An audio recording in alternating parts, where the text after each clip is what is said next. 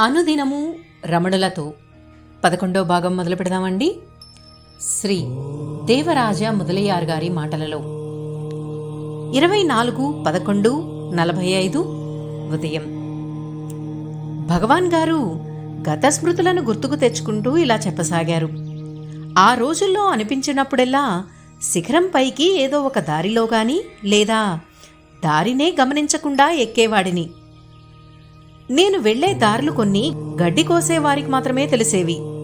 ఒకప్పుడు మద్రాసు లాంటి చోట్ల నుంచి ప్రజలు వచ్చి శిఖరానికి వెళ్లడానికి ప్రయాణం కట్టి స్కందాశ్రమం వద్ద కొంతసేపు ఆగేవారు. అక్కడ కూర్చుని ఉన్న నన్ను చూసి పైకి వెళ్లే దారేదని అడిగేవారు. మీ కుడివైపుకు వెళ్లి తరువాత ఉత్తరం వైపు తిరిగి వెళ్ళండి అని నేను చెబితే, మేమెవరమో ఎక్కడి నుండి వచ్చామో నీకు తెలుసా? మేము మద్రాసు నగరవాసులం.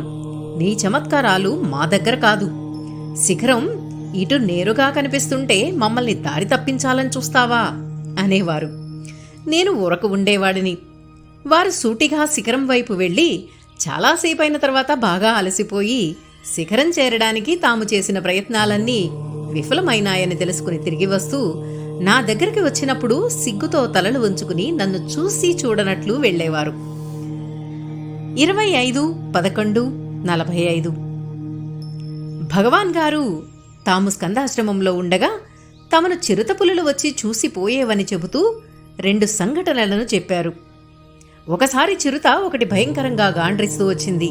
కాని మమ్మల్నేమీ చెయ్యకుండా కోతులను తరుముకుంటూ వెళ్ళింది. ఇంకోసారి మరో చిరుత నిదానంగా టీవీగా నడుస్తూ వచ్చి ఆశ్రమ సమీపానికి రాగానే పెద్దగా గాండ్రించింది. ఆ గాండ్రింపులో సౌమ్యమే తప్ప దౌర్జన్యం ధ్వనించలేదు. అది తన రాకను తెలుపడానికే గాండ్రించింది తప్ప మరెందుకూ కాదనిపించింది.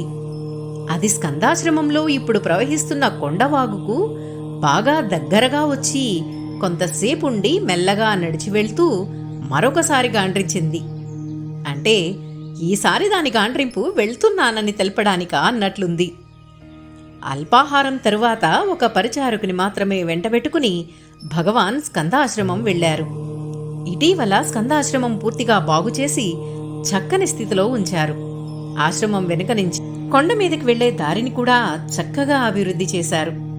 ఈ పనులు ముగించినందుకు భగవాన్కు స్కందాశ్రమంలో కొంతసేపు గడపడం ఎంతో సంతోషకరమని మాకు తెలుసు కనుక ఆనాడు భగవాన్ భక్తులందరితో స్కందాశ్రమం వెళ్లి సాయంత్రం వరకు అక్కడే ఉండే ఏర్పాటు చేశారు. సుమారు 200 మంది పొద్దున్న 9:30 స్కందాశ్రమం నిండిపోయారు. మేమందరము మధ్యాహ్నానికే తిరిగి వచ్చేశాం. భగవాన్ సాయంకాలం 4:15 బయలుదేరి 5:30 రమణాశ్రమం చేరారు. స్కందాశ్రమంలో భగవాన్ చాలా సంతోషంగా ఉత్సాహంగా కళకళలాడుతూ ఉన్నారు. ఆనాడు మబ్బులు కప్పి చల్లని ఈదురుగాలి వీస్తూ ఉండింది.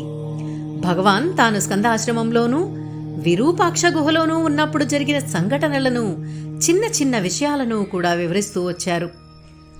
ఈ ఆశ్రమం కందస్వామి అనే ఒక పాత భక్తుడు అతి ప్రయాసతో ఇతరుల సహాయం లేకుండా తానే కట్టాడు. అందుకే దీనికి స్కందాశ్రమం అని పేరు వచ్చింది. ఈ కొండ మీద అవసరమైనప్పుడు అంతకు ముందు లేకపోయినా ఊహకు కూడా అందని రీతిలో నీరు ఊరడం అన్నది నిజంగా అద్భుతమే. అవసరం తీరిన తరువాత ఆ నీరు ఆగిపోయేది. ఇప్పుడు స్కందాశ్రమం ప్రక్కన ప్రవహించు కొండవాగు గురించి భగవాన్ ఇలా చెప్పారు. నేను ఈ నీటి మూలము పైననే కనుక్కొని అప్పుడు నాతో ఉన్నవారి సహాయంతో ఈ నీటిని కిందకి తేవడానికి ప్రయత్నించాను. ఒక రాత్రి భయంకరమైన గాలివాన రావడం సంభవించింది. ఉదయానికి ఊరులోని ప్రజలకు రాత్రికి రాత్రే కొండ మీద ఒక పెద్ద బాట వేసినారా అని అనిపించింది. ఇది జరిగినప్పుడు పాదతీర్థం అనే కొలను రాళ్లతో బురదతో నిండిపోవడమే కాక ఇదివరకు కొలను ఉన్న స్థలంలో సుమారు 15 అడుగుల ఎత్తు గుట్ట ఏర్పడింది.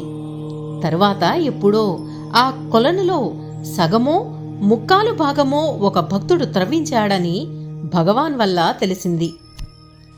భగవాన్ విరూపాక్ష స్కందాశ్రమంలో ఉన్నప్పుడు వారితో కలిసిమెలిసి మెలుగుతుండిన కోతుల విషయాలు వివరించి చెప్పారు. భగవాన్ కొండి పయ్యన్ అనగా కుంటి పిల్లవాడని ముద్దుగా పేరు పెట్టిన కోతి వారి ఆదరణకు ఎలా పాత్రుడయ్యాడో తెలిపారు. వారు విరూపాక్ష గుహలో ఉండేటప్పుడు కోతుల రాజు మరొక కోతిని గుహ ప్రాంతంలో విపరీతంగా కొరికి గాయపరిచి అది చనిపోయిందనే నమ్మకంతో వదిలి వెళ్ళాడట. ఆ ఘాటుపడ్డ కోతిపై జాలిపడి భగవాన్ దానికి సేవ చేయగా అది తేరుకుంది. అప్పటి నుండి ఆ కోతి భగవాన్తో బాంధవ్యాన్ని నిలుపుకుని ఎప్పుడూ ఆయనతోనే ఉంటూ వారి ఆశ్రమంలోనే ప్రతిరోజు తింటూ ఉండేది.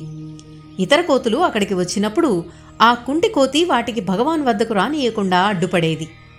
అది తనను గాయపరిచి కుంటిగా చేసిన కోతుల రాజును భగవాన్కు చూపేది.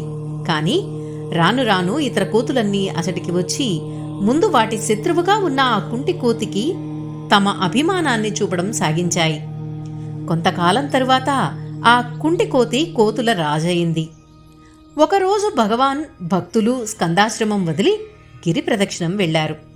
ఆశ్రమాన్ని చూసుకుంటూ ఒకరిద్దరు మాత్రం ఉండిపోయారు. ఆ సమయంలో కుంటికోతి కోతుల సమూహము అక్కడికి వచ్చి అక్కడ ఉన్న చెట్ల కొమ్మలను రెమ్మలను విరగగొట్టి నాశనం చేసి వెళ్ళాయి. భగవాన్ తిరిగి వచ్చి చూసి కోతులు ఎందుకిలా చేశాయా అని ఆశ్చర్యపడ్డారు. మరుసటి దినం ఆ కోతులన్నీ తిరిగి అక్కడికి వచ్చాయి. కుంటికోతి అక్కడ ఉన్న చెట్లన్నిటిలోకి ఎత్తైన వృక్షమెక్కి చిటారు కొమ్మను చేరి ఆ కొమ్మను బాగా ఊగించి దిగివచ్చింది. అలా చేయడం కోతులలో రాచరికాన్ని నిరూపించడమట. అప్పుడు భగవాన్ ఆ కుంటికోతికి యథాప్రకారం భోజనం పెట్టమనగా ఆ కోతి పెట్టిన భోజనాన్ని తీసుకోకుండా ఇవ్వబోయిన మనిషి అవతల కూర్చుని ఉన్న 3 కోతుల వద్దకు పిలుచుకుని వెళ్ళి అక్కడ వాటితో కూడా పంచుకొని తిన్నది. ఆ 3 కోతులు గతంలో రాజుగా ఉండి దిగద్రోయబడ్డ కోతిరాజు భార్యలు. ఇప్పుడు వాటి సాంఘిక ధర్మాన్ననుసరించి కుంటికోతికి భార్యలయ్యారు. అప్పుడు ఆ కుంటికోతి రాజైనదని ఆ ముందు రోజు భగవాన్ ఎదుట దాని పట్టాభిషేకం జరుపుకోవడానికి అక్కడికి అవి వచ్చాయని, అప్పుడు భగవాన్ అక్కడ లేనందున కలిగిన ఆశాభంగం వల్ల ఆక్రోశంతో కొమ్మలను విరిచాయని భగవాన్ తెలుసుకున్నారు. కుంటికోతికి తన 3 భార్యల వల్ల 6 పిల్లలు పుట్టాయి. ఆ 6ంటికి భగవాన్ భోంచేసేటప్పుడు ఒక్కొక్క ముద్ద పెడుతుండేవారు. కుంటికోతి 2 సార్లు భగవాన్ను కొట్టిందట. ఆ 2 సార్లు భగవాన్ దానిని తన వద్దకు రానియకుండా చేసి శిక్షించాలని అనుకున్నారు. కాని దాని పశ్చాత్తాపము చూసి అది అలా నడుచుకోవడానికి కోతి స్వభావమే కారణం కదా అని భగవాన్ దానిని క్షమించారు. అందులో ఒక సంఘటన ఏమంటే, ఒకసారి కోతికి ఇవ్వడానికి పాలు ఒక పళ్ళెంలో పోసి పాలు చాలా వేడిగా ఉండడం వల్ల దానిని చల్లార్చడానికి భగవాన్ ఊదబోయినారు. ఆ పాలు తామే త్రాగేయడానికే నోటి దగ్గరకు తీసుకున్నారని భావించి ఆ కోతి భగవాన్ను కొట్టిందట. స్కందాశ్రమంలో తన ముందు కొన్నిసార్లు పించం విప్పి నెమలి, పడగ విప్పి పాము పక్కపక్కనే ఆడేవని భగవాన్ చెప్పారు. ఆ రోజు స్కందాశ్రమం వచ్చిన అందరికీ భగవాన్ భక్తులైన టీకే దొరసామయ్యర్, బెంగళూరు నివాసి శటగోపనాయుడు ఆతిథ్యమిచ్చారు. నాయుడి మనస్సు తీరును గుర్తించడానికి ఒక చిత్రమైన విషయం ఈ కింద చెబుతున్నాను. నాయుడికి భగవాన్ 35 ఏండ్లుగా తెలుసు.